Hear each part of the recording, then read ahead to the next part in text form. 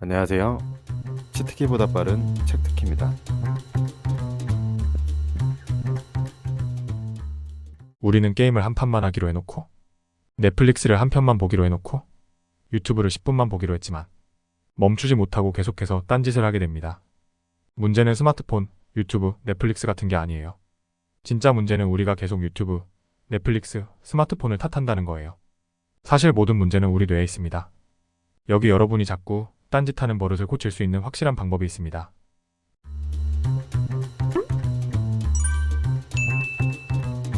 원래 하기로 한 일들을 뒤로 미뤄두고 계속해서 다른 쉽고 재밌는 일에 시간을 빼앗기게 됩니다.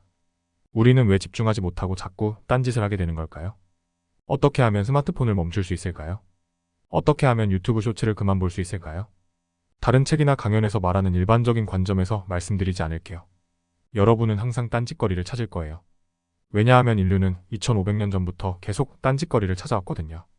그러니까 인류가 2500년 동안 딴짓거리에 대해서 열심히 고민해왔다면 그건 틱톡, 인터넷, SNS가 있기 전이고 유튜브도 없던 시절이기 때문에 문제의 근본은 기술이 아니라는 겁니다. 실제로 스탠퍼드 경영대학원 MBA 출신의 초집중의 저자 닐 이알은 비만 판정을 받은 사람이었고 딴짓에 굉장히 약한 사람이었습니다. 부끄럽게도 딸과 함께 보내는 시간에도 계속해서 스마트폰을 보던 사람이라고 고백했었죠. 확실한 건 스마트폰과 같은 기계의 문제가 아니라고 했으며 핵심은 딴짓이 그가 의도한 행동이 아니었다는 거죠. 즉, 하고 싶지 않던 행동을 계속하고 있었던 겁니다. 그래서 이야기는 후회 없는 삶을 살아가기 위한 얘기예요. 그게 가장 중요한 목표예요. 사람들이 일과 삶의 균형 그리고 죽음에 다다랐을 때 후회하는 것들을 포함해서 어떻게 하면 원하는 삶을 살 수 있을까를 놓고 이야기하잖아요. 인생을 돌이켜봤을 때 내가 정말 후회 없이 살았구나 할 만큼 자랑스러운 인생을 사는 방법은 매일 하루를 어떻게 보낼지 내 스스로 결정하는 것입니다. 내가 가진 가치에 부합하도록 어떻게 시간을 보낼 것인가? 그게 가장 중요한 포인트입니다. 당신의 가치에 따라 시간을 쓰지 않는다면 나중에 삶을 되돌아보며 후회할지도 모릅니다. 다시 말해서 여러분의 가치를 시간으로 바꾸자는 겁니다. 이렇게 하면 인생에서 모든 부분이 나아질 겁니다. 다시 본론으로 돌아와 볼게요. 여기 여러분이 자꾸 딴짓하는 버릇을 고칠 수 있는 확실한 방법이 있습니다. 해결 방법은 총 4가지입니다. 첫 번째, 내부적인 계기들을 잘 다루는 거예요. 딴짓을 하는 내부 유발 요소들을 잘 다루지 못한다면 그것들이 당신을 지배하게 됩니다. 불편한 감정 상태, 심심함, 외로움, 피로, 불확실성, 불안, 걱정 같은 것들이 있어요. 문제의 근본 즉, 우리가 이 내부 유발 요소들을 다루는 능력이 없기 때문이라는 사실을 알 수 있습니다. 정말 중요한 이야기라서 뒤에서 자세하게 말씀드릴게요. 두 번째, 본짓을 위한 시간을 확보합니다. 원래 하려던 본짓이 무엇이며 확실하게 정하지 않았다면 우리는 무엇이 딴짓인지 알 수 없습니다. 그러니까 당신의 투두리스트에 수백 가지 항목이 적혀 있더라도 캘린더에 정확한 일정이 적혀 있지 않으면 아무런 소용이 없다는 겁니다. 시간 나면 해야지. 는 일도 도움이 안 된다는 거죠. 당신의 뇌에 있는 일들을 밖으로 꺼내 종이나 어플에 적는 건 아주 좋은 행동입니다. 다만 많은 사람들이 하는 실수 중 하나가 두 번째 스텝으로 가지 않는다는 것이죠. 즉, 투두 리스트를 실행하기 위한 시간을 만들지 않는다는 것입니다. 예를 들어 아침에 일어나서 해야 할 일들을 5가지 메모하고 하루를 시작한다고 해볼게요. 그러면 당신은 가장 쉬운 것 그리고 가장 급한 것부터 먼저 하게 될 겁니다. 우리는 쉽고 재밌고 급한 것부터 처리하는 경향이 있죠. 실제로 중요한 일들을 먼저 하는 게 아니고요. 만일 당신이 운동이나 독서, 글쓰기, 공부를 하기로 했다면 하루 일정에 그 일을 할 시간을 20분, 30분 혹은 1시간을 따로 확보해 두어야 합니다. 본짓과 딴짓 사이의 구분이 바로 여기에서 생기게 됩니다.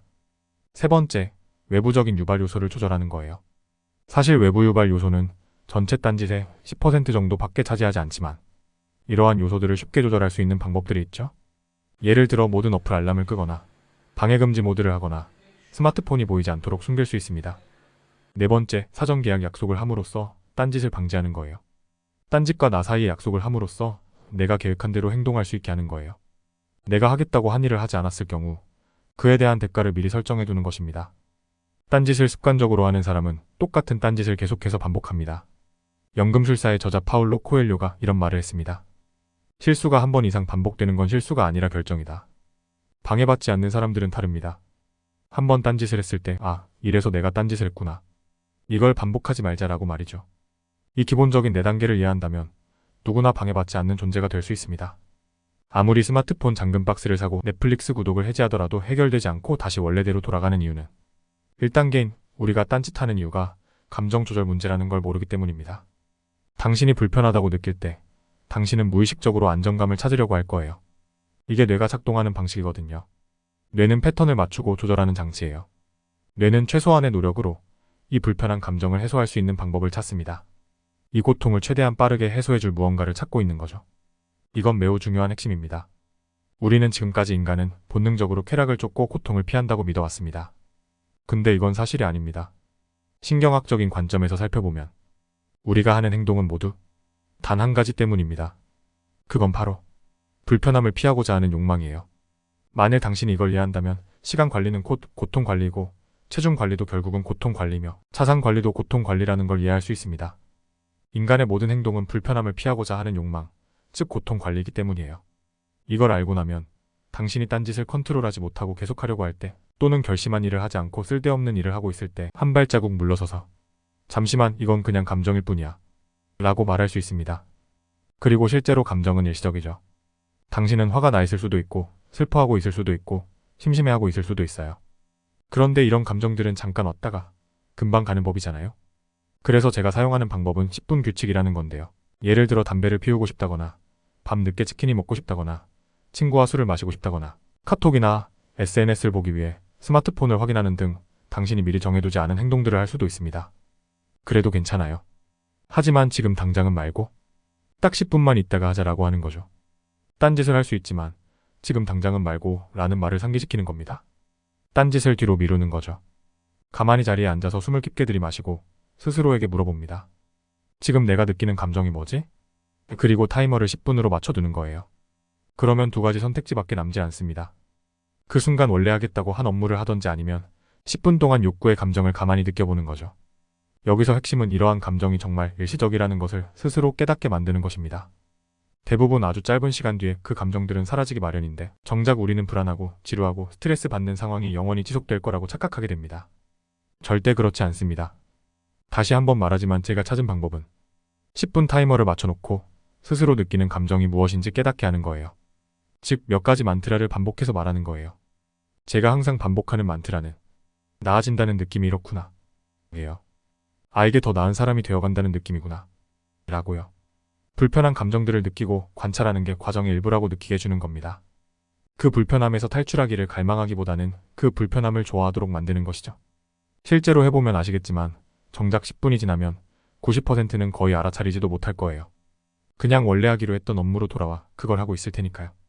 중요한 점은 자신 스스로 딴짓을 컨트롤할 수 있고 충동을 억제하는 능력과 권한이 있다는 것을 깨닫게 해주는 것이에요. 10분이라는 시간은 자신에게 맞게 시작하면 됩니다. 12분일 수도 있고 15분일 수도 있습니다. 너무 강박적으로 할 필요는 없어요.